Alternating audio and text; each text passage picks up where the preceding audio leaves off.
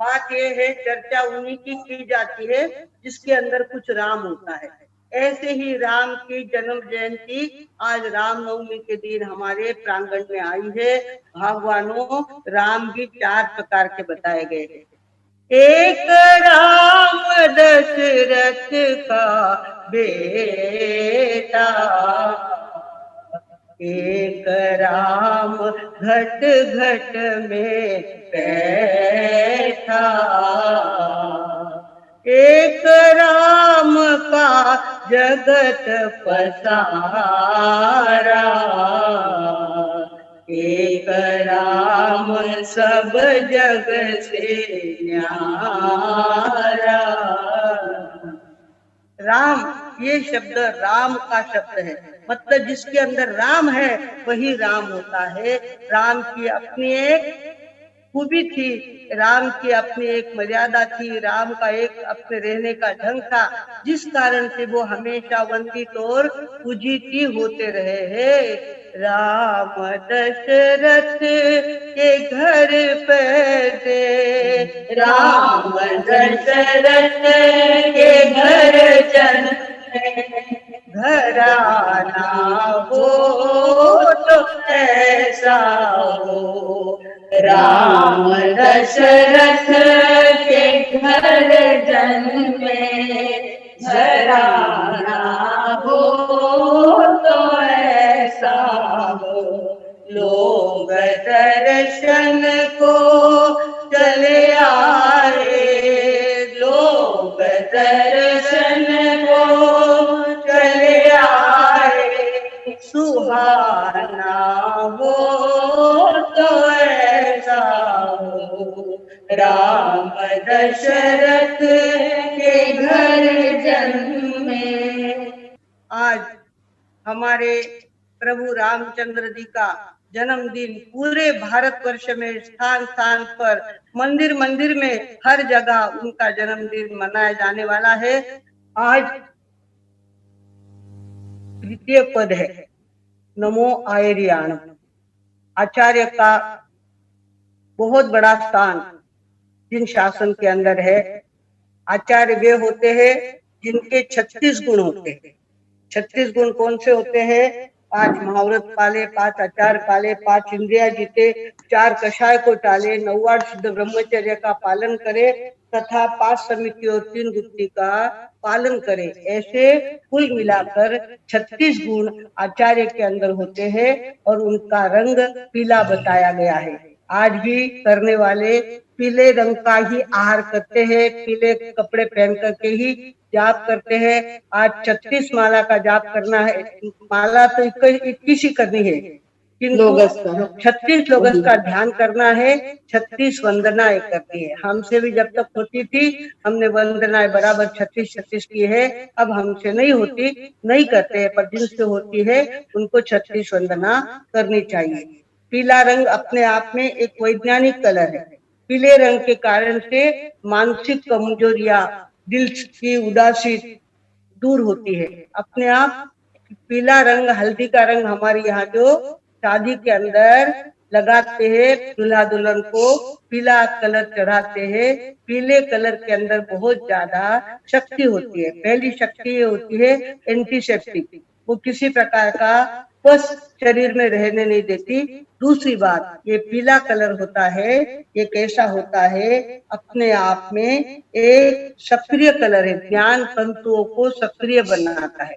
पीला कलर हमारे शरीर के अंदर रहे हुए ज्ञान तंतुओं को सक्रिय बनाता है। और खास तौर पर अगर आचार्य की आराधना करे, एकदम तन मन धन से आचार्य की आराधना करे तो उसके अंदर साक्षात्कार की शक्ति प्राप्त होती है। अगर आचार्य की आराधना करे, आचार्य की भक्ति करे और पीले रंग की साधना करता रहे तो उसके अंदर साक्षात्कार की शक्ति पैदा होती है, क्योंकि पीला कलर ही अनुशासन को देने वाला होता है, मर्यादा में रखने वाला होता है।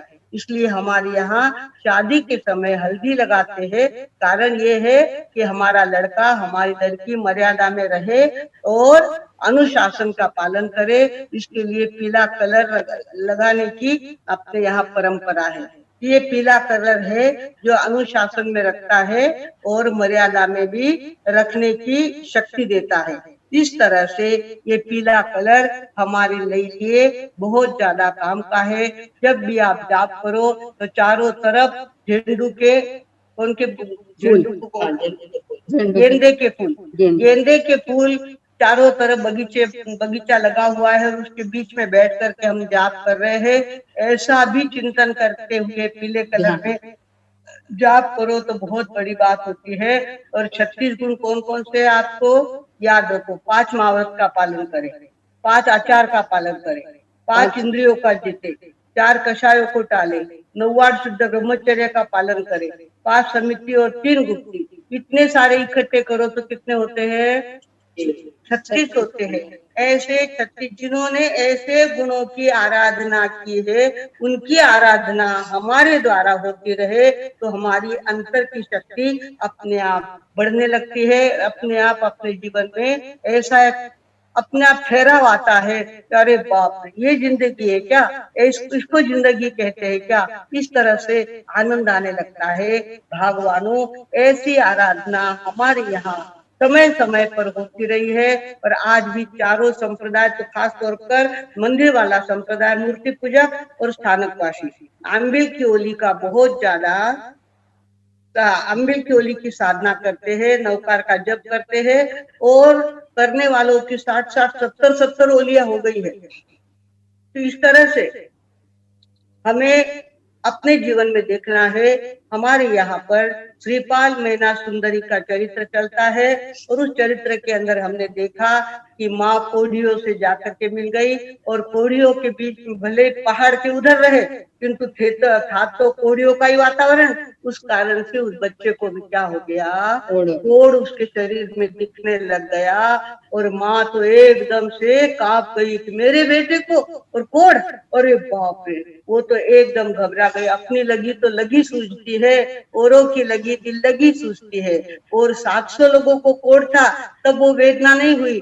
जब वेदना कब हुई? जब उसके बेटे को कोढ़ हो गया तो वेदना हो गई। तो उसने सोचा कि मेरे बेटे को तो कोढ़ में सड़ने नहीं दूंगी, मैं तो उसके लिए दवाई लाने जाऊंगी। बहुत सारे ऋषि मुनि साधु संत जंगलों में बैठे रहते हैं, कहीं न कहीं से मुझे दवाई मिलेगी और मैं दवाई लेकर के आऊंगी। ये सोचकर माँ को बेटे को छोड़कर, इतने सारे मामा थे, 700 मामा थे संभालने वाले, और माँ तो दवा लेने के लिए चली गई।